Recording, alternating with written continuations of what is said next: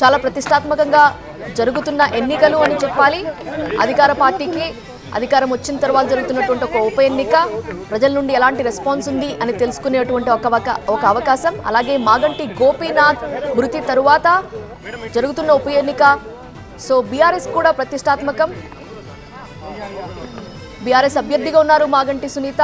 ప్రధానంగా 3 ప్రధాన పార్టీల మధ్య పోటీ జరుగుతోంది, కాంగ్రెస్, బీజేపీ అలానే బీఆర్ఎస్.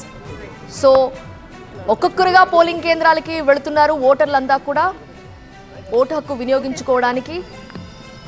ఉదయం 6:30 గంటలకి మాక్ పోలింగ్ నిర్వహించారు. ఆ తర్వాత 7 గంటల నుంచి పోలింగ్ స్టార్ట్ అయింది. ఓటు హక్కు వినియోగించుకోవడానికి జూబ్లీ హిల్స్ నియోజకవర్గ ప్రజలంతా కూడా ఒక్కొక్కరిగా చేరుకుంటున్నారు.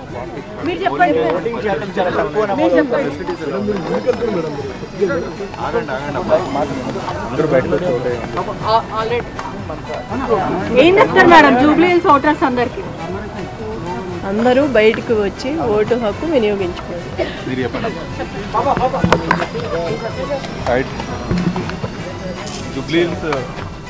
మాగంటి సునీత తన ఓటు హక్కు వినియోగించుకుని వెళ్తున్న దృశ్యాలు మనం చూస్తున్నాము. జూబ్లీహిల్స్ నియోజకవర్గం ఎల్లారెడ్డి కూడా నవోదయ కాలనీ నుంచి లైవ్ దృశ్యాలు చూస్తున్నాము. మాగంటి సునీత, ఆమె కుమారుడు, ఆమె కుమార్తె ముగ్గురు కలిసి ఓటు వేసేందుకు వచ్చారు. అక్కడ ఎన్నికల అధికారులతో ముందుగా ఓటింగ్ సరళి గురించి, పోలింగ్ సరళి గురించి ఆమె మాట్లాడి వివరాలు తీసుకున్నారు. తర్వాత ముగ్గురు కూడా తమ స్లిప్స్ చూపించి తమ ఓటు హక్కు వినియోగించే ప్రాసెస్ స్టార్ట్ చేశారు.